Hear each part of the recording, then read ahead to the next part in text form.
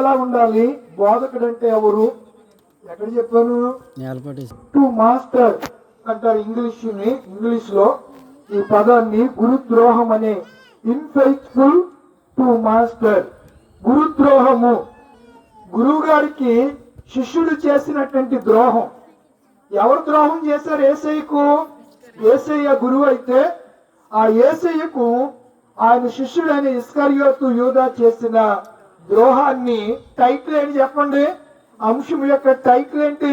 గురు ద్రోహము. రేపు టైటిల్ ఏంటి? శుద్ధీకరణ. ఎలా ఉండాలి?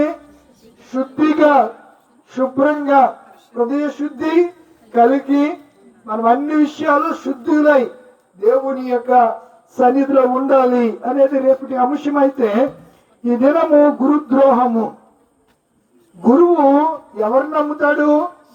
శిష్యుడు నమ్ముతాడు. శిష్యుడు నమ్మినప్పుడు శిష్యుడు గురువుకి ద్రోహం చేయొచ్చా? కానీ గురువు గారికి ద్రోహం చేసేవాళ్ళు నేటి ప్రపంచంలో ఉన్నారు. గురుదేవోభవ ఆచార్య దేవోభవ అన్నారు. అనగా గురువు ఆచార్యుడు దైవముతో సమానం, అంటే దేవునితో సమానము గురువు గారు అని మనము ఈ మాటను బట్టి మనం అర్థం చేసుకోవాలి. ఇప్పుడు పిల్లల్ని గురువు కొడితే తల్లిదండ్రులు దేనికి వెళ్తున్నారు? యుద్ధానికి వెళ్తున్నారు. నేను చదువుకున్నప్పుడు శివరామరాజు అని మాస్టర్ ఉండేవాడు, రాజు అనమాట.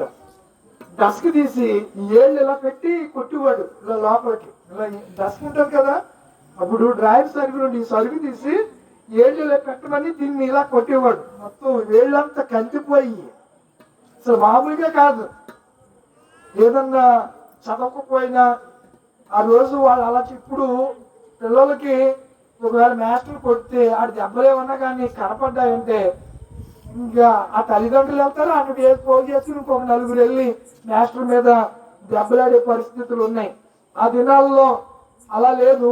అప్పుడు గురువు గారు ఏది చెప్తే అదే దైవంగా భావిస్తూ ఉండేవారు. తల్లిదండ్రులు కూడా అయ్యా మా పిల్లల్ని చేతిలో పెట్టేవండి, మాకు చదువు లేదు, మీరన్నా వాడిని సరిచేయండి, బాగా విద్యా బుద్ధులు నేర్పండి అని చెప్పి ఆ గురువుని అప్రిషియేట్ చేసేవారు, ఆ గురువుని ప్రశంసించేవారు. గురువుని ఏమనేవారు కాదు. ఇంకా గురువు గారికి ఇప్పుడు పాస్టర్ గారికి ఎలా ఇస్తూ ఉన్నారో అప్పుడు ఆ సిఆర్లుగా ఉండేది ఎవరు? మాస్టర్లే. మనకి అన్ని కూడా మిషనరీ స్కూల్స్, గవర్నమెంట్ బళ్ళు కాదు ఇవన్నీ కూడా. అంటే అండర్టేకింగ్. ఇప్పుడు లోదరన్ హై స్కూల్ ఉంది, వాళ్ళకి జీతాలు ఎవరు ఇస్తారు? గవర్నమెంట్ ఇస్తారు. పరిపాలన ఎవరు చేస్తారు? ఏఎల్సీ చేస్తారు, మిషన్ చేస్తుంది.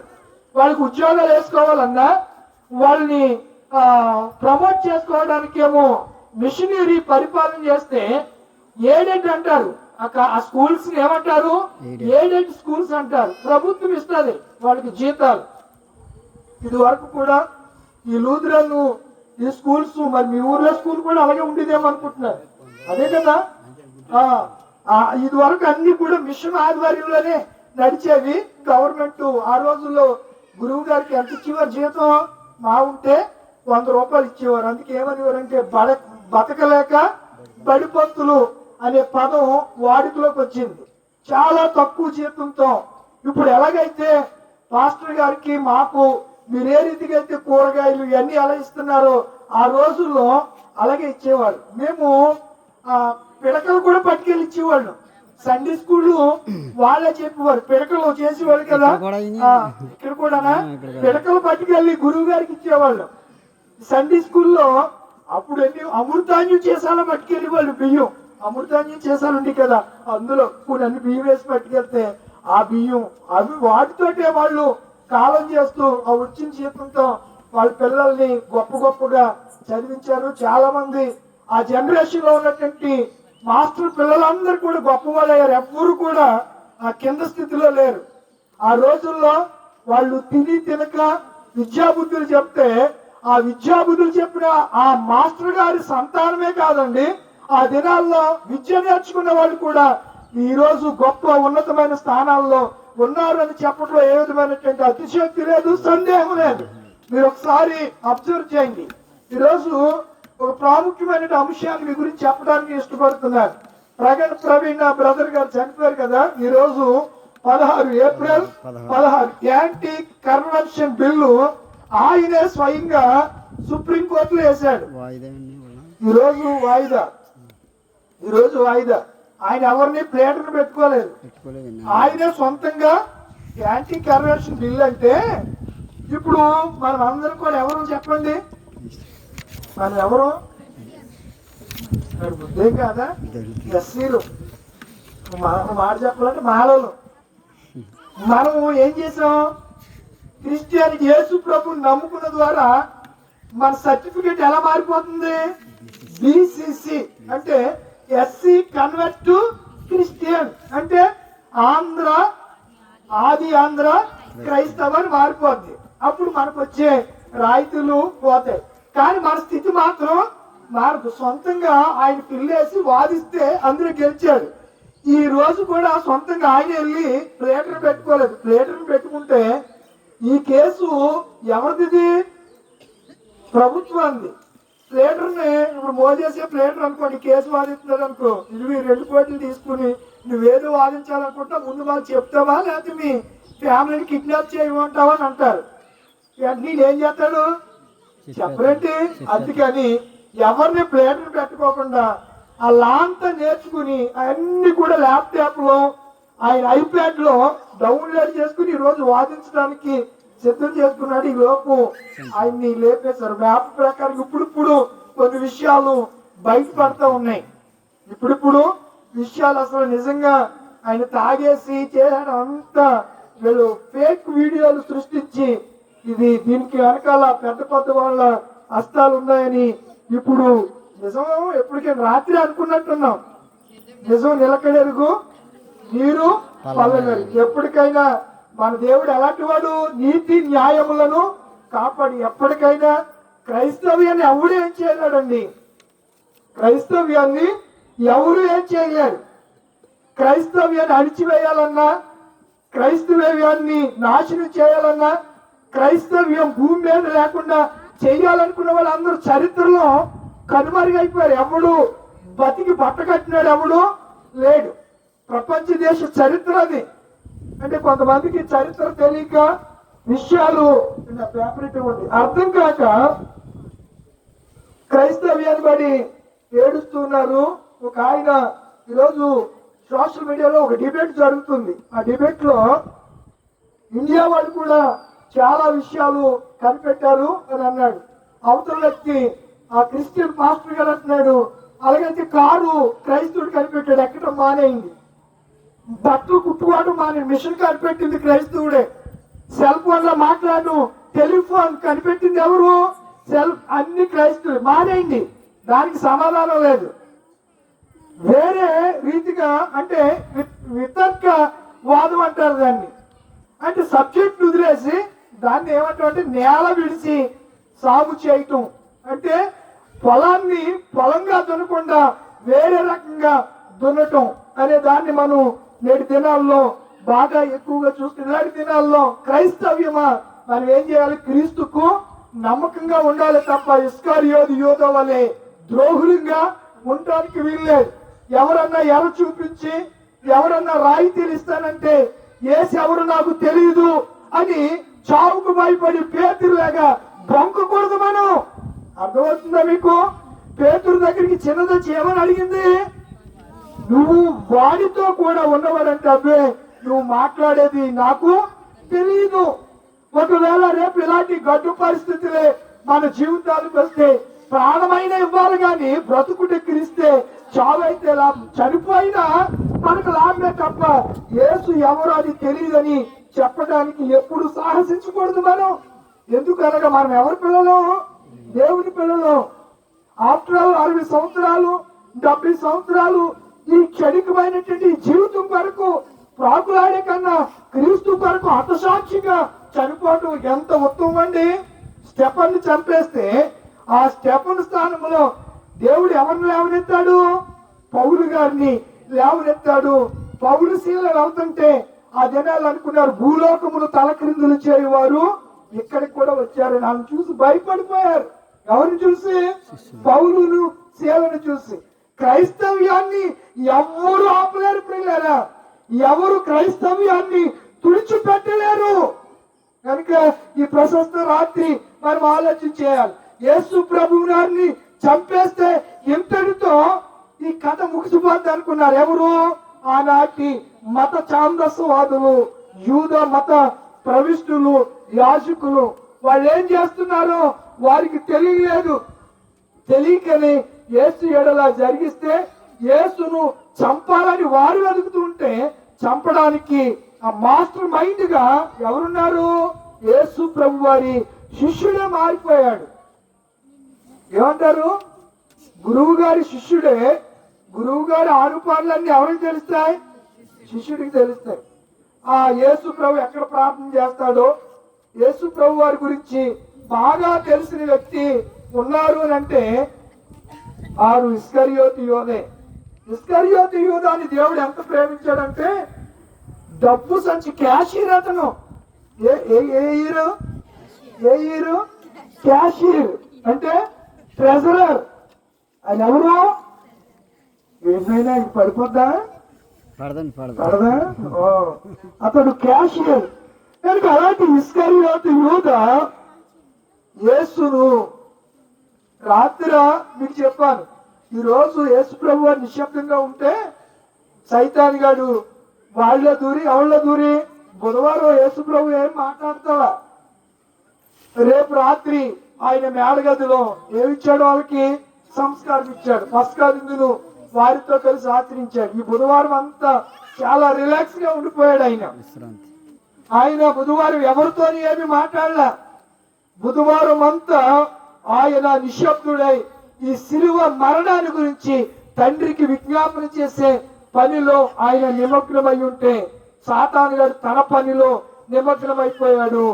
యేసు ప్రభు శిష్యుడైనటువంటి యోధాకి డబ్బు ఎర చూపించాడు, వెండి నాణ్యాలు వెర చూపించాడు. ఆ అపవాది వాళ్ళ ద్వారా, ఆ యోధా ద్వారా యేసును అప్పగించే సమయం కొరకు వేచి చూస్తున్నటువంటి పరిస్థితిలో యోధాయే వారి దగ్గరికి వెళ్ళినట్లుగా పరిశుద్ధ గ్రంథంలో మనం చూస్తూ ఉన్నాం.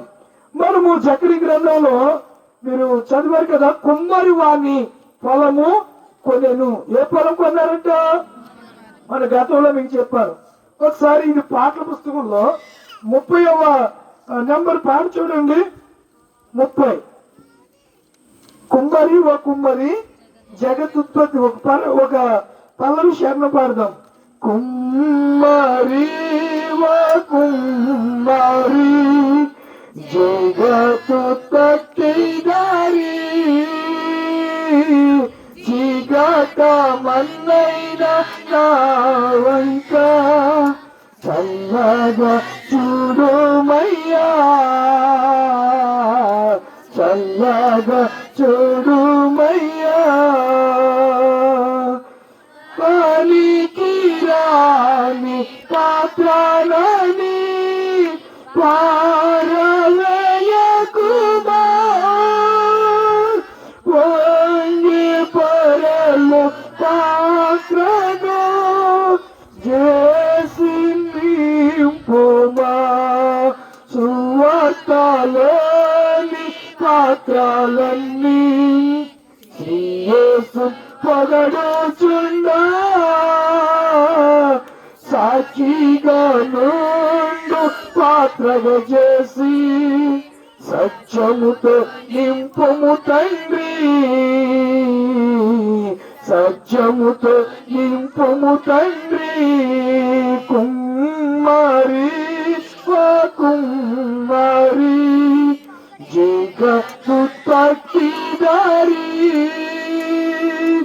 జిగట మన్నైన నావంక చల్లగా చూడుమయ్యా, చల్లగా చూడుమయ్యా. ఆయన ఎవరు? పరమ కుమ్మరి. సారుపై ఉన్న పాత్రను ఎవరు? మనమే.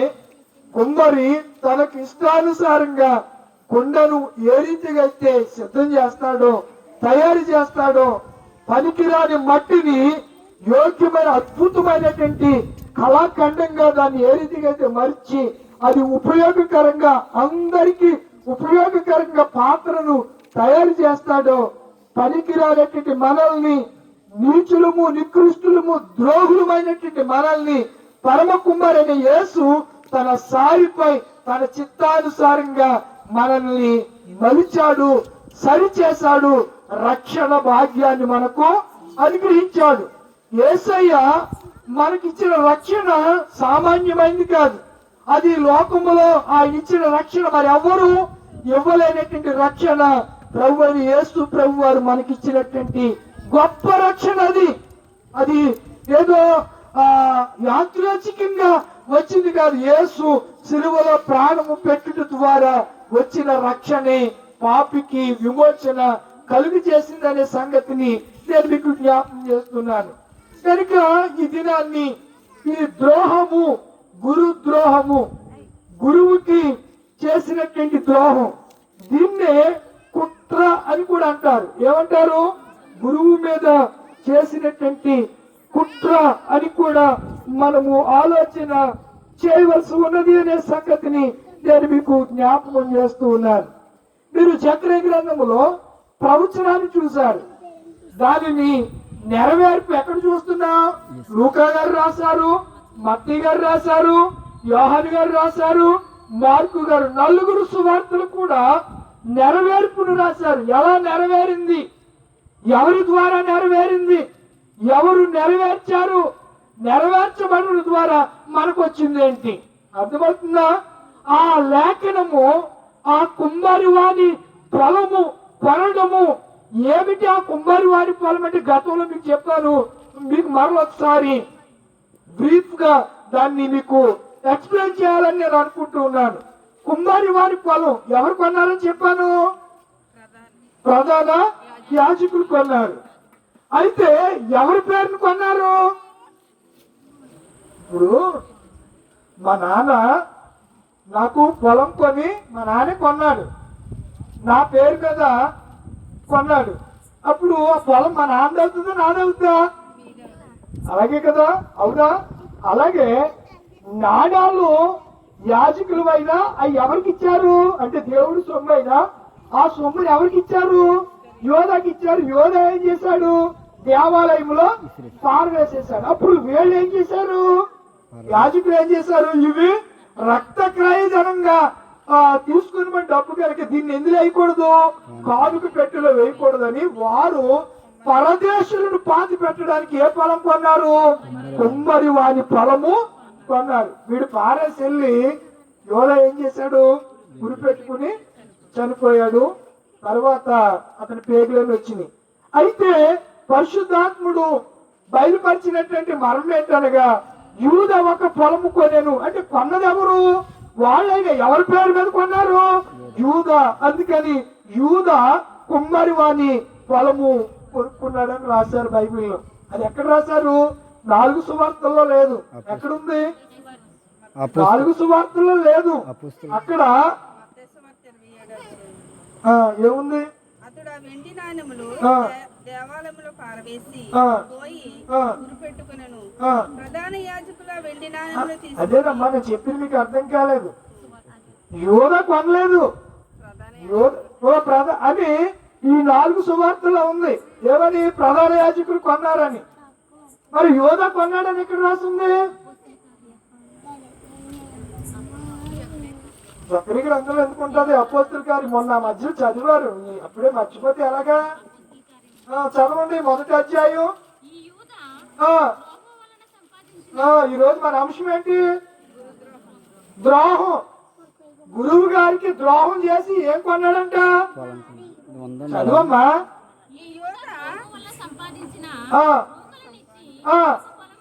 ఏం కొన్నాడు? ఈ యోధ. ఏ యోధ? ఇస్కరియోతు యోధ కొన్నాడని రాశారు. కొన్నది ఎవరు? ఎవరి పేరు మీద కొన్నారు?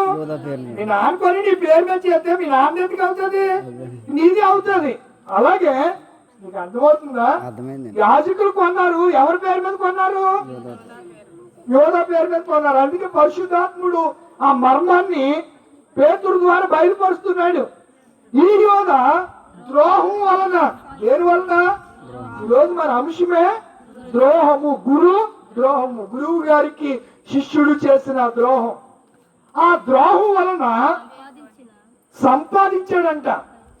సంపాదించిన రోకలనిచ్చి, నల్లరి పిల్ల ఏం నువ్వు దాన్ని కర్రచికి వేసేసినావు బాబు, నాకేం తెలియదు. లాక్కమ్మా, వైర్ లాక్కర బాబు. అసలు జిమ్ జిమ్ అంటుంది కదా, కరెంట్ షాక్ కొట్టిందంటే నీ మేక వదిలేస్తాను. నాకేం తెలియదు, అది నీ ఇష్టం. కరెంట్ షాక్ ఎప్పుడైనా తెలుసా నీకు? తెలుసా? మరి రుచి వస్తాం, మరి అది నీ ఇష్టం. ఈ యోధ ద్రోహము వలన సంపాదించాడంట. అన్యాయంగా కొంతమంది అన్యాయం సిరి నిలుస్తుందంటే ఉంటుందా? మనము యథార్థంగా నీతిగా సంపాదించిందే బిడ్డలకి ఆ కర్ర గట్టిగా తగ్గుతుంది. మీరు కోపంలో బొమ్మలు వేశారు కానీ బొమ్మ తీసి కనుక మనం ఆలోచన చేస్తే ద్రోహం వలన సంపాదించాడట. ఎవరికి ద్రోహం చేశాడు? యేసయ్య. యేసయ్య యోధాకి ఏమవుతాడు? గురువు. యోధ ఆయన దగ్గర శిష్యులకు చేశాడు. శిష్యుడైనటువంటి యోధకి ఏం కలిగింది? ధనాశ కలిగింది, డబ్బు మీద ఆశ కలిగింది, సంపాదన మీద ఆశ కలిగింది, ఏదో సంపాదించుకోవాలి అనే దురాశ కలిగింది. దురాశ ఎవరి బీజం? అపవాదిది. ఎవరి బీజము? అపవాదిది. వాడు విత్తే విత్తనం దురాశ అనే విత్తనాలు ఎవడు విత్తుతాడు చెప్పండి? అపవాది విత్తుతాడు. ఆ విత్తనాలు వాళ్ళలో పడ్డాయి కనుక ఎలా సంపాదించాలని ఆలోచన చేస్తున్నాడు. అనేక మార్లు యోధ దగ్గర ఏ సంచి ఉంది? మా నాయనమ్మ దగ్గర సంచి ఉండేది. సంచి ఇప్పుడు కూడా ఎవరి దగ్గర విన్నా మీకు తెలుసా? వరకు ఆడవాళ్ళ దగ్గర సంచి లేకపోతే ఉండేది. ఆ సంచిని ఇలా దోపుకునే వారు పొట్టులోను. లూదియం గారి దగ్గర ఉండేది ఆ సంచి ఉండేది.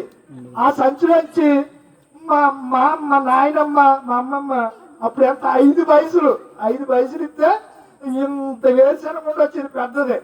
5 పైసలకి నాకు తెలుసు 5 పైసలు. తర్వాత పావలా అయింది, 10 రూపాయలు అయింది. ఇప్పుడు 3 రేటు పెరిగిపోయినాయి.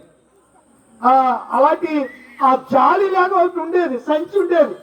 అలాగే యోధ దగ్గర ఎప్పుడు కూడా డబ్బు సంచి ఉందంట. బైబిల్లో రాశారు అలాగని. ఏ సంచి ఉండేదంట? డబ్బు సంచి. ఆ డబ్బు సంచిలో డబ్బులు అప్పుడప్పుడు మనోడు అవసరాల కోసం వాడటం ప్రారంభించాడు. ఒకసారి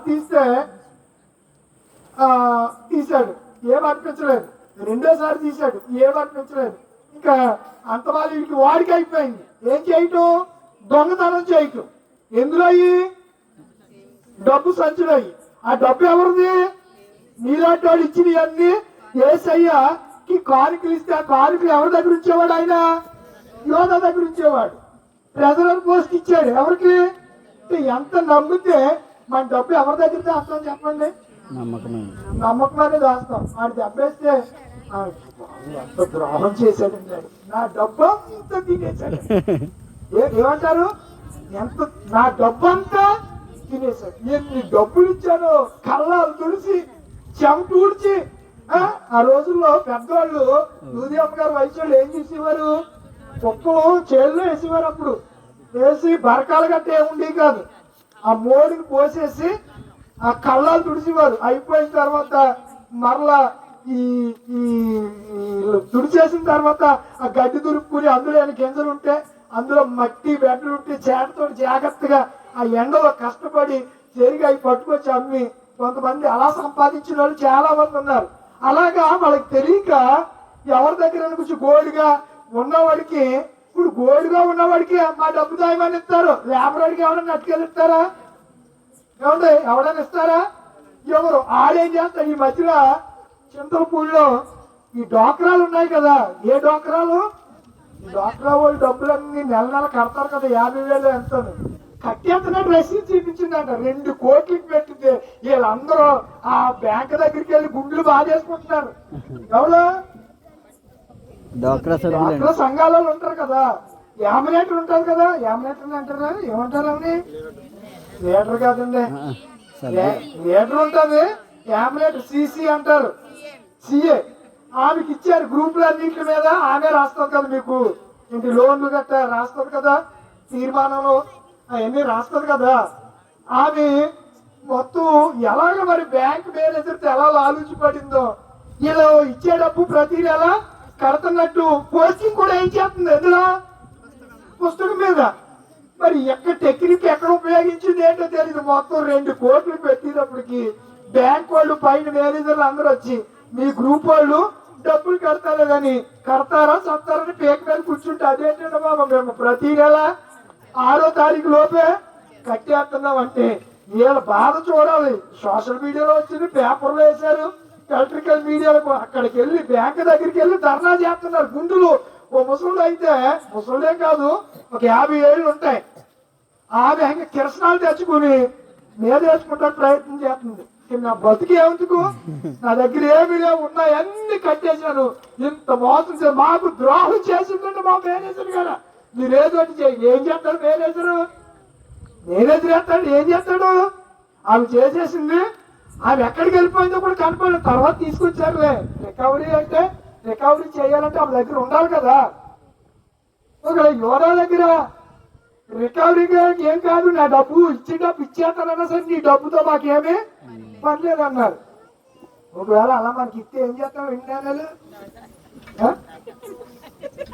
దాచేస్తారు. నిజంగానే అదే జరుగుతుంది. మీకు 2 నాణ్యాలు కాదు, బంగారు నాణ్యాలు ఇవ్వాలి. ఇంకా అలా చూడాలి, ఏ లక్కి బిద్దులో దొరికేయాలి మీకు. మమ్మీస్ అలా అన్నారు కానీ ఇక్కడ ఎక్కడ తవ్వకాలు సరిపడి కానీ అలాంటివి ఏమి ఉండవు. ఇప్పుడో పూర్వం కొన్ని ఇళ్లలో ఆ రోజుల్లో డబ్బు ఎక్కువైపోయి దాస్తే ఇప్పుడు అన్నీ అయిపోయినాయి. ఇప్పుడు ఎక్కడ వాళ్ళు ఎవరు మాయ మాటలు చెప్తే అక్కడ లంకి బిందులు ఉన్నాయి, అక్కడ బంగారు బిందులు ఉన్నాయి, తవ్వారు.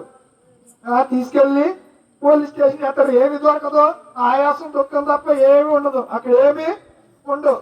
నేను ఎందుకు ఈ విషయాలు చెప్తున్నానంటే, ఈ యోధ ద్రోహం వలన ఏం సంపాదించాడంట, పొలం సంపాదించాడంట.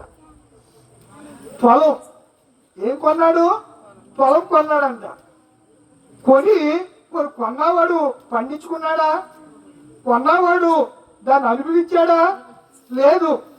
అవి అతను కొనక మునిపే ఆ నాణ్యాలు ఆ దేవాలయంలో అతడు విసిరేస్తే ద్రోహం చేశాను, మా గురువు గారికి విడిచిపెట్టండి అయితే అంటే వాళ్ళు ఏమన్నారు, ఆ డబ్బుతో మాకేమి పని, అదేదో నువ్వే పడు అని చెప్పారు. ద్రోహము ఈ దినాల్లో ద్రోహము ఎక్కువైపోయింది. ద్రోహం అనే మాట బాగా వింటున్నాం. ప్రభుత్వాలు ద్రోహం చేస్తున్నాయి. ఆ ప్రభుత్వం మాకు ద్రోహం చేసింది, మా కమ్యూనిటీకి ద్రోహం చేసింది. మా కమ్యూనిటీ అంటే ఏంటి, మా క్యాస్ట్ అని. కమ్యూనిటీ అంటే క్యాస్ట్, సామాజిక వర్గం, షెడ్యూల్ కులాలు అంటారు. మన విధంగా చెప్పాలంటే ఏమంటారు, ఎస్సీ అంటే షెడ్యూల్ క్యాస్ట్, ఎస్టీ అంటే షెడ్యూల్ ట్రైబుల్స్, అంటే కోయోళ్ళు, లంబాడి వాళ్ళు, ఎక్కడో అడవి ప్రాంతాల్లో ఉంటారు కదా, నాగరికత లేని వాళ్ళని ట్రైబుల్స్ అంటారు. ఎరకలోళ్ళు కూడా ట్రైబుల్స్ అంటారు. ఎరకలో తెలుసా మీకు, వాళ్ళు కూడా ట్రైబుల్స్ అంటారు. మనల్ని ఏమంటారు, షెడ్యూల్ క్యాస్ట్. ఇప్పుడు బీసీసీగా మారితే ఏమంటారు మనల్ని, బీసీసీ అంటే ఏంటి, బ్లాక్వర్డ్ కాస్ట్ అని. బీసీసీ అంటే ఏంటిలో చదువుకున్న వాళ్ళు మీకు అసలు తెలియట్లేదా, బీసీసీ అంటే బ్యాక్వర్డ్ క్యాస్ట్. అంటే మన స్థితి ఏమి మారదు, అలాగే ఉంటాం. కానీ యేసు ప్రభువుని నమ్ముకుంటే ఇలా వస్తాయి, ఇబ్బందులు వస్తాయి అని చాలా మంది ఈ దినాల్లో చెప్తున్నా. మనం ఎవరికి ద్రోహం చేయకూడదు, యేసయ్యకు. ఎవరు నమ్ముకున్నాం, మనం యేసయ్య నమ్ముకున్నాం. అంతేగాని డబ్బుకు ఆశపడి ఇస్కరియోతు యోధాలాగా యేసుని అమ్మటానికి ఎప్పుడు ప్రయత్నం చేయకండి. వాడు ఇచ్చే మా ఇస్తే 10,000 ఇచ్చిన, 20,000 ఇచ్చిన, లేక మా ఇస్తే 1,00,000 రూపాయలు ఇస్తాడు. కూర్చుని తింటే ఎన్నాళ్ళు వస్తాయి 1,00,000 రూపాయలు. గరగపర్లో అంబేద్కర్ విగ్రహం పెడితే వాళ్ళందరూ కలిపి వాళ్ళని పనులకు పిలవకోకుండా ఉంటే ప్రభుత్వం 1,00,000 రూపాయలు ఇచ్చింది. మొన్న ఒక ఆయన కనపడి ఇచ్చింది కానండి, పౌరులు గారు తెలుసు కదా మీకు సంగతే, ఇచ్చింది కానండి అవి ఎప్పుడో ఖర్చు చేయకపోయింది, అప్పుడే తినేసామంటున్నాడు. ఒక్కడి దగ్గర లేదంటే 1 రూపాయి ప్రభుత్వం ఇవ్వడానికి ఇచ్చింది 1,00,000 రూపాయలు. ఉంటాయి. అసలు మన రోజు దగ్గర డబ్బులుంటే చేతులకు దొరద అసలు ఎక్కువ. మన జాతి దగ్గర డబ్బులుంటే అసలు ఇన్ని పట్టుకోలేం.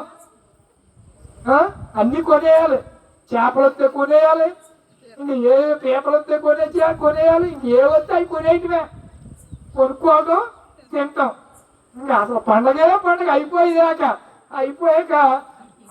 వెళ్ళిపోతుంది. అమ్మ చేపలు అంటే రాని పిలవరేనా, రాని పిలవ అమ్మనే, ఎందుకు అయిపోయింది. మా చిన్నప్పుడు అయితే బియ్యం వేసుకొనేసి మరి ఆడాళ్ళు ఏం వేసుకునేవారు, ఆడు పిల్లలు వీళ్ళు ఎవరన్నా వస్తే ఏడ్చాను పొప్పుడు కాకుండా ఇంకెవరన్నా వస్తే వాడికి కూడా బియ్యమేసే కొనేవారు, అన్ని బియ్యమేసే కొనేవారు. ఇప్పుడు అసలు ఎవరు బియ్యమేసే వాళ్ళు ఉన్నారా? కోటా బియ్యం అమ్మేసుకుంటున్నారు తెలుసా? నేను అమ్మేస్తున్నాను కోటా బియ్యం. నాకు 20 కేజీలు వస్తాయి. అవి తినలేక ఒక్కొక్కసారి ఏం చేస్తున్నారు, మీరు ఎవరు అందరు తింటున్నారు కోటా బియ్యం? నిజం చెప్పండి. పెట్టినారు మంచి, అందులో మినరల్ బియ్యం కూడా కలుపుతున్నారు, మంచిది తినండి. అవి షుగర్ లేనిది. సోనా మసూరి తింటే ఏమొస్తుంది, షుగర్ వస్తుంది, తీపి ఎక్కువ. అందులో సన్నగా ఉన్నాయి, నాచుకు ఉన్నాయి, బాగా దిగుతుంది గొంతుకు అనుకుంటే టన్నులు వస్తుంది షుగర్. ఫాస్టింగ్ లోనే ఎన్ని ఉంటుంది, 300 ఉంటుంది. బాబా షుగర్ వచ్చేసింది బాబా ప్రార్థన చేయండి. నువ్వు తిండి ఎటువంటిది, షుగర్ రాకుండా ఏమవుతుంది ఏమ్మా, వస్తుంది కదా. మరి తిండి సరిగ్గా తినాలి జాగ్రత్తగా. దేవుడు అన్ని ఇచ్చాడండి, ఏది తినాలో ఏది తినకూడదో చెప్పాడు. తినవలసినవి తినాలి, నోరు కట్టుకోవాల్సినప్పుడు కట్టుకోవాలి. కట్టుకోకుండా కొంతమంది అసలు నోరు కాయరు, ఈ తిండి విషయంలోనే కాయరు, మాటలు కూడా పిల్లు వంట వదిలేస్తారు. అసలు ఏదన్నా అంటే ఒక మాటకి నాతో పెట్టుకుంది. నేను అసలు నేను ఏంటి జిగేలు రాణిని, జిగేలు రాణి. ఇంకా నాతో పెట్టుకుందంటే మామూలుగా ఉండదు. ఆమంటదా పోయి అయ్యగారు దాన్ని నోట్లో పెట్టుకున్నానండి, ఆ రోజు నుంచి నా ఒంట్లో బాగుంటలేదు. మరి నిన్ను ఎవడెట్టుకోమన్నాడు ఆమెతో గొడవ. వాళ్ళు అంటే అందరు నువ్వు తలదించుకుని వచ్చేస్తే ఆమె నిన్నేమంది కదా. అసలు అవతలోడు ఒకటంటే మనం విన్నానాలి, రెండుతో ఎక్కడ సరిపెడతారండి మీరు చాలా తప్పు మాట్లాడుతున్నారు. రెండు అసలు ఎట్టు పరిస్థితులు కాదు. అవతల ఒకడంటే మీరు 10 మాటలు అంటారు కానీ మీకు తృప్తిగా ఉండదు. మీ హృదయం శాంతించాలి, మీరు మనశ్శాంతిగా ఉండాలంటే అలా కౌంటర్లో మామూలుగా అది ఎన్కౌంటరే. మీరు ఇస్కరియోతు యూద జీవితం అలా ముగిసిపోవడానికి యేసయ్యకు గురువు గారికి ఏం చేశాడు? ఈ రోజు ఈ పాఠాన్ని బట్టి మనం ఏం నేర్చుకోవాలంటే మనము యేసయ్యను ద్రోహం చేయకూడదు. ఇస్కరియోతు యూద వల్ల మనం ఏం చేయకూడదు, ద్రోహం చేయకూడదు. కొన్ని రిఫరెన్స్ మీకు ఇస్తాను చూడండి, పరిశుద్ధ గ్రంథంలో నుంచి కొన్ని రిఫరెన్స్ జ్ఞాపకం చేస్తాను మీకు. ఈ ద్రోహము కుట్ర అనే విషయాల్లో ఒక మాట మీకు జ్ఞాపకం చేస్తాను చూడండి. సమూయేలు మొదటి గ్రంథము 22వ అధ్యాయం 8వ వచనం. కుట్ర అన్న ద్రోహం అన్న ఒకటే.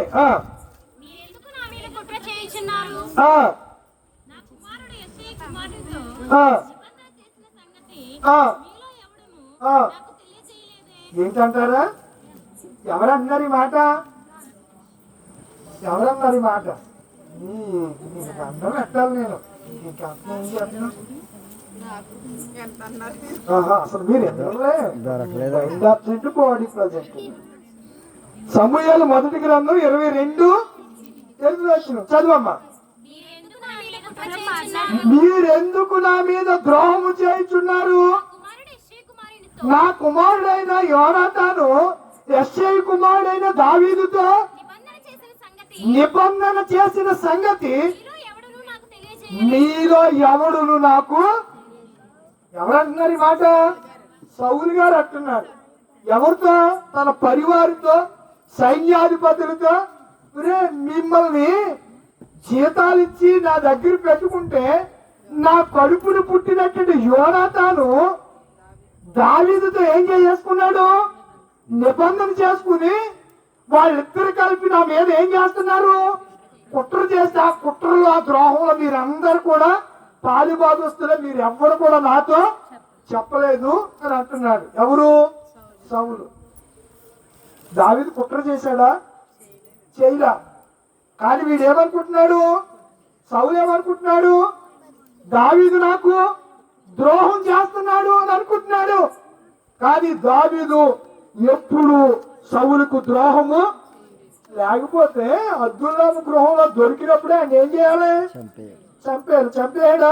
చంపుకోకుండా అంగి చిన్న ముక్క కోసి ఆడందులోంచి శంకర వాడిని పొంది వెళ్ళిపోతుంటే, తండ్రి సౌలా ఒకసారి వెనక్కి తిరిగి అన్నాడు. ఏమిరా అయినా నా కుమారుడా దావీదు నువ్వేనా? ఏమి యాక్టింగ్ అంటే? ఎవరు? సౌలు. ఇది మామూలుగా వీడి పర్ఫార్మెన్స్ మామూలుగా లేదు. నటించడానికి వీడికి ఆస్కార్ అవార్డు ఇవ్వచ్చు. ఎవరికి? సౌలుకి. ఓ పక్కేమో మనసులో దావీదు ఎప్పుడు దొరికి అంటాడా చంపేద్దామని తిరుగుతూ గుహలో ఎక్కడ దాక్కున్నాడో ఏ గుహలో ఉన్నాడో తిరుగుతూ ఉంటుంటే, అదే గుహలోకి వెళ్ళిన దొరికినా గాని దావీదు ఏం చేయలేదు. మరి ఏమంటున్నాడు? దావీదు ద్రోహం చేశాడా? కుట్ర చేశాడా? చేయలేదు కదా. కుట్ర చేసింది ఎవరు? సౌలే కుట్ర చేస్తున్నాడు. ఎవరి మీద? దావీదు మీద. దావీదుని చంపాలి.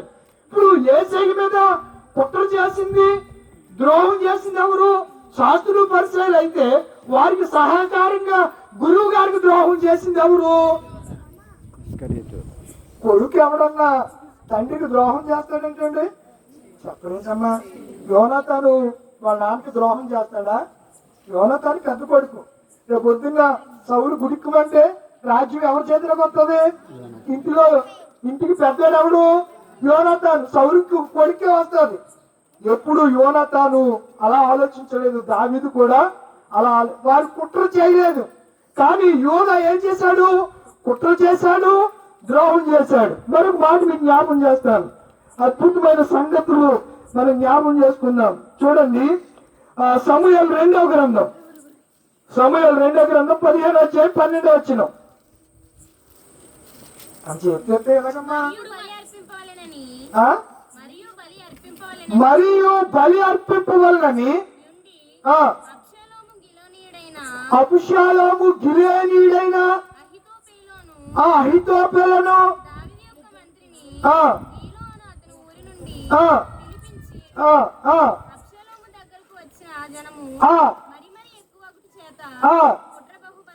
ద్రోహం మరి బలమాయను. కుట్ర ఏమైంది?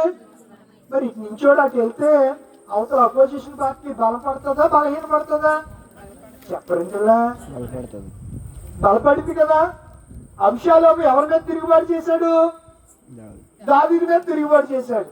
సరే కొడుకే కదా, నువ్వు ఉంటే నా కళ్ళు ఎదుర్కొంటా ఉంటే సరిపోతుందిరా, ఆ ప్రభుత్వాన్ని ఏదో నువ్వే వేరని చెప్పి దావీదు ఎక్కడికి వెళ్ళిపోయాడు? అరణ్యాల్లోకి వెళ్ళిపోయి గుహల్లో దాక్కుంటున్నాడు. అంతకు ముందు ఈ అహీతోపెలు అనేవాడు ఎవరి దగ్గర మంత్రిగా పనిచేశాడు? దావీదు దగ్గర. వీడు ఎలాంటాడో ఎవరికి తెలుసు? రాజుగారికి తెలియకుండా ఉంటుందా? తెలిసిన వాళ్ళనే పెట్టుకుంటాడు ఆయన. ఇప్పుడు యోధాకి యేసు ప్రభుకి యోధ ఎలాంటాడో తెలీదా? తెలిసే పెట్టుకున్నాడు. ఎవరు? యేసయ్య. యూద గుణగణాలేంటో తెలిసే అతడు ద్రోహం చేస్తాడు, అమ్మేస్తాడు అని తెలిసే తన దగ్గర పెట్టుకున్నాడు, మార్పు చెందుతాడని. కానీ అతడు మార్పు చెందలేదు. ఏం చేశాడు? ద్రోహం. యేసు చూపించిన ప్రేమకు ప్రతీకారంగా ఏం చేశాడు? ఆయన ప్రేమ చూస్తే వాడి ప్రతీకారం చూసి యేసునే 30 వెండి నాణ్యాలకి అమ్మేశాడు. ఈ గిలోబునీయుడు అయినటువంటి అహీతోపెలు దావీదు అడవుల్లోకి వెళ్ళిపోతే ఎవరి పక్షంగా వెళ్ళిపోయాడంట? అబ్షాలోము దగ్గరికి వెళ్ళిపోయాడంట. దావీదు పక్షం ఉన్న వాళ్ళందరూ ఒక్కొక్కడు ఎక్కడికి వెళ్ళిపోతున్నారు? వీడు మహా అందగాడు. ఎవరు? అబ్షాలోము. నడినెత్తి నుంచి సిరిపాదం వరకు ఏ లోపం లేని వాడు. ఈరోజు మగోళ్ళకి ఏం పోటీలు పెడతారు కదా, ఏమంటారు పోటీలు? ఆ పోటీలు పెడితే ఆయన గెలిచేస్తాడు అనమాట. ఎవరు? ఫస్ట్ ప్రైజ్ ఆయనకే వచ్చేస్తారు. మీరైతే ఆడవాళ్ళు ర్యాప్ వాక్ మీద ఇల్లాకెళ్ళా ఏం నడవసరంలా, నడవకోకుండా వచ్చేస్తారు. మీ డ్రెస్సులు మరి ఏంటంటే ఫ్యాషన్స్ అంటే ఏంటనుకుంటున్నారు? అంతేనా? గుడ్డ ముక్కలు వేసుకుని నడిస్తే అది ఫ్యాషన్ షోలో చూపిస్తారు. క్రైస్తవ అమ్మ నా కుమార్తెలు మనం చాలా జాగ్రత్తగా ఉండాలి. రాబోయే దినాల్లో చాలా భయంకరమైనటువంటి దినాలు. ఇప్పుడు కుక్కకి మాంసం ముక్క ఇలా పెట్టి, కుక్క ఇది తినకంటే ఊరుకుంటుంది. కుక్క ఇంత పౌలు గారు ఊరుకుంటుందా? ఏం చేస్తే ఆ మాంతకు వచ్చేసి గుర్తు అట్టుకుని కొరికేస్తే అప్పుడు బొడ్డు చుట్టూ ఇప్పుడు అసలు కుక్క కోటికి ఇంజక్షన్లు వచ్చినాయి కాబట్టి సరిపోయింది. లేకపోతే ర్యాబీస్ అని వ్యాధి వచ్చి ఏమైపోయారు, చచ్చిపోయేవారు. సేమ్ నేను కుక్క కలిసిన ఆమెని నేను ల్యాబ్ టెక్నీషియన్ కూడా పనిచేశాను. డిఎంఎల్టీ అంటారన్నమాట. ఖాళీగా ఉండలేక నాకు ఒక ఫ్రెండ్ ఉంటే వాడు ల్యాబ్కి రా అంటే బ్లడ్ టెస్ట్లు, యూరిన్ టెస్ట్లు, లిపిడ్ ప్రొఫైల్, యూరిక్ యాసిడ్ అంటే బయాలజీలో ఉన్నటువంటి మైక్రోబయాలజీ టెస్టులన్నీ చేసేస్తారు. ఇప్పుడు కూడా ల్యాబ్లోకి వెళ్తే ఆ టెస్టులు సర్టిఫికెట్ లేదు, ఆ డిఎంఎల్టీ చేసినోడు సంతకం పెట్టాలి. మనం ఏంటి వాడు చేస్తుంటే చూసి నేర్చుకున్నాం. ఒకసారి రే పలానా హాస్పిటల్ ఉందో శేఖర్, అక్కడికి వెళ్ళి బ్లడ్ శాంపుల్ తీసుకురా అన్నాడు. ఆమెను కుక్క కరిసిందంట. ఏం కరిసింది? కుక్క కరిసింది. సిరంజీ కట్టుకుని టాన్గెట్ రబ్బర్ బ్యాండ్ లాగా దీనికి చేతికి కట్టి సూది ఎడుతుంటే కుక్క మరుగుతుంది. నాకు భయం వేసింది. పక్కన ఆయన ఉన్నాడు, కొడుకున్నాడు. ఈ లోపు నా చేతికి ఏదో అంటుకుందని క్యాప్లో ఇప్పాను. కుక్కకి వాటర్ అంటే భయం, కుక్కకి నీళ్ళంటే భయం. తెలుసా మీకు? కుక్కకి నీళ్ళంటే భయం. ఆ వాటర్ ఎప్పుడైనా ఇంకా మురుగుతూ మొదలెట్టింది. సేమ్ కుక్కలాగా. నేను అదే ఫస్ట్ టైం నా జీవితంలో ఈ ర్యాబీస్ వచ్చిన వాళ్ళు ఇలా కుక్కలాగా ప్రవర్తిస్తారు అని చాలా మంది చెప్తే ఉన్నారు, కానీ స్వయంగా నా జీవితంలో ఇప్పటికి కూడా మర్చిపోలేను. సేమ్ కుక్కలాగే బిహేవ్ చేసింది. శాంపుల్ తీసుకొచ్చిన గంటన్నరకు చనిపోయింది ఆమె. నాచుకుంటాని గుడి దగ్గర, ఆ గుడి ల్యాబ్లో ఉండేవాడిని. ఆ నాచుకుంటాని పరిచర్యకి వెళ్తా, వాడి దగ్గరికి వెళ్తా ఉంటే ఆ నాచుకుంటా మీరు ఆ గుడి తాలూకా ఆఫీస్ ఉంటుంది. మెయిన్ తాలూకా ఆఫీస్ వెనకాల కర్రీ భాస్కర్ రావు గారు హాస్పిటల్ అని ఉంటారు. ఇప్పుడు కూడా ఆయన ఉన్నాడు. ఆ హాస్పిటల్లో పేషెంట్ అలా జరిగింది. ఇప్పుడు చాలా మంది ఈ డ్రెస్సులు ఇవన్నీ కూడా ఇలా పెట్టి ఇలా చేస్తున్నారు కదా. అలాగే కుక్కకి మాంసం ముక్క చేతిలో పెట్టుకుని నువ్వేమి చేయకు రాకు అంటే ఊరుకుంటుంది కుక్క. అందుకని మనం ఎలా ఉండాలి? అన్యులకి ఏ విధమైన అవకాశము ఇవ్వటానికి వీల్లేదు. చాలా జాగ్రత్తగా ఉండాలి. వారు మన మీద కుట్రలు చేస్తున్నారు. ఇలాంటప్పుడు ఈ కుట్రలో మనం బలైపోతాం. అమాయకంగా బలి పశువులు అయిపోతాం. అన్యం పురి తెలియకుండా బలైపోతాం. ఇస్కరియోతు యూదాకు తర్వాత అర్థమైంది, వీళ్ళు యుక్తిలో వీళ్ళ కుట్రలో నేను బలిపశుని అయిపోయాను అని చెప్పి, అయ్యా ఈ వెండి నాణ్యాలు మీరే తీసుకోండి, నిర్దోషి రక్తాన్ని నేను అమ్మేస్తున్నానంటే ఆ డబ్బుతో మాకేమి.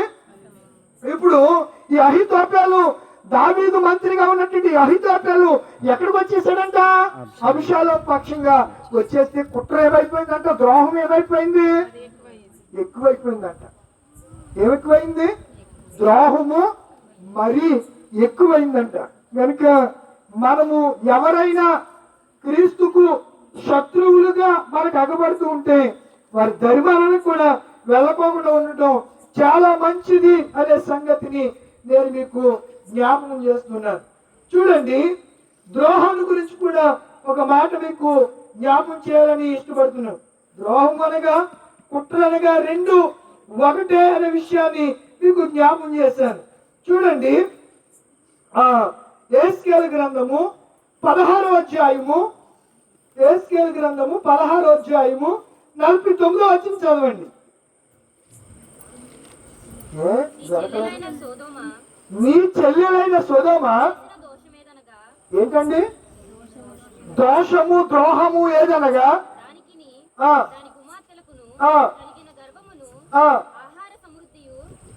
అమ్మా అలా చదవట్లేదు సార్, కొంచెం సరిగ్గా చదువు. దానికిని దాని కుమార్తెలకును కలిగిన గర్వం ఏదనగా ఎందుకు గర్వం వచ్చిందంటే దానికి సొదొమకి ఆహార సమృద్ధి. వాడు ఒకటి గర్వపడి ఏమన్నాడు? నా ప్రాణమా అనేక సంవత్సరాలకి కొట్టులో ఏం దాచాను?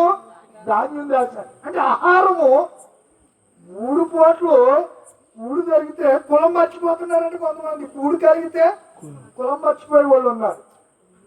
ఇక్కడ అంటున్నాడు కదా, సొదొమ చేసినటువంటి కుట్ర దోషమేదనగా తన ఆహార సమృద్ధిని చూసుకుని నిర్విచారం, ఏ విధమైన విచారం లేదు, సుఖస్థితి సుఖపడుతుంది.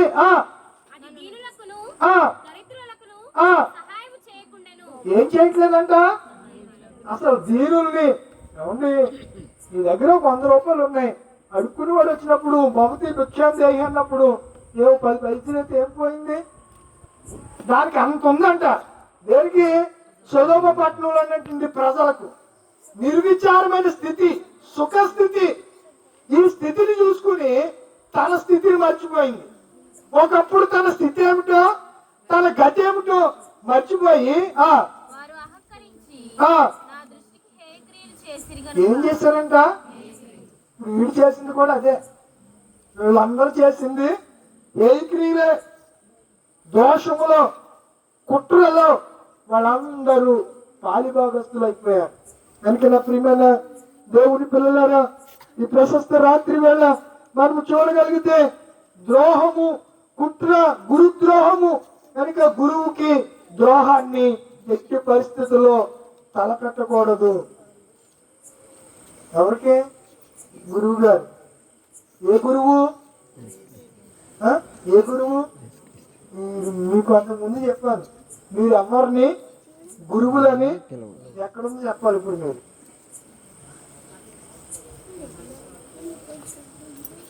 చెప్పాలి.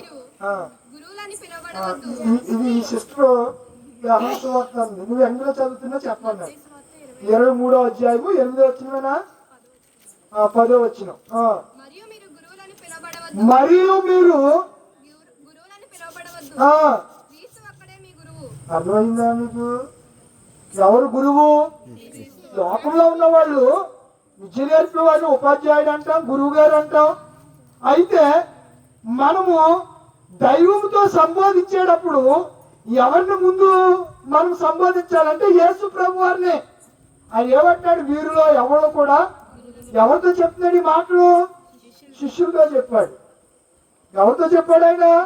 రే బాబు, రేపు పొద్దున్న నేను సినిమాను పొందుతాను, వెళ్ళిపోయిన తర్వాత యేసు ప్రభువు నేను వెళ్ళిపోయిన తర్వాత నెక్స్ట్ గురువు ఏమవుతాడు? శిష్యుడు ఏమవుతాడు? తర్వాత గురువు అవుతాడు. కుక్క చిన్నప్పుడు ఏమంటాం దాన్ని? పిల్ల. పెద్ద అయితే కుక్కే. మనిషి పిల్లాడు అంటాం. పెద్ద అయ్యాక, పెద్ద మనిషి అయ్యాక ఏమంటాం? పెద్దోడు అయ్యాక నేను పెద్దోడు అయిపోయావురా అంటాం. ఏమంటాం? పెద్దోడు అయిపోయావు. నువ్వు కొమ్ములు వచ్చేసింది. నీకేమొచ్చేసింది? కొమ్ములు వచ్చేసింది. కొమ్ములు అంటే గర్వం. నీ కొమ్ములు వచ్చేసింది, నువ్వు ఎవరి మాట వినవు అని అంటూ ఉంటారు పెద్దలు చాలా మంది. ఈ ప్రొనౌన్సియేషన్ ని మనం చాలా సార్లు వింటాం. యేసు ప్రభు గారు ఏమన్నారు? ముగింపులోకి వచ్చేసాను, అంశం చాలా పెద్దది. యేసు ప్రభు గారు ఏమన్నారు? మరియు గురువులని పిలువబడవద్దు, ఓన్లీ వన్ గురువు. ఎవరు? ప్రభు అయిన క్రీస్తు. అలాంటి గురువు మీద శిష్యుడు ఏం చేశాడు చెప్పండి? ద్రోహం చేశాడు, కుట్ర చేశాడు. అలాగే దావీదు మీద కూడా తన కొడుకు చేశాడు. ఇంకెవరు చేశారు? సౌలు కూడా చేశాడు. చంపాలనుకున్నాడు, కానీ దావీదును ఎవరు కాపాడారు? దేవుడి. కానీ యేసు ప్రభు వారిని తండ్రి అయిన దేవుడు మనందరి కొరకు సిలువలో బలి అవటం తండ్రికి ఏమైందంట? ఇష్టమైంది. మనం ఇంకా పాపులమై ఉండగానే భక్తిహీనమైన మన కొరకు క్రీస్తు యుక్త కాలమందు సిలువ మీద, రాను మీద వేలాడబడ్డాడు. ఎంత ప్రేమండి ఆయన చూపించింది. తల వంచుతారా? కళ్ళు మూసుకుంటారా? ప్రార్థన చేసుకుందాం. యేసయ్య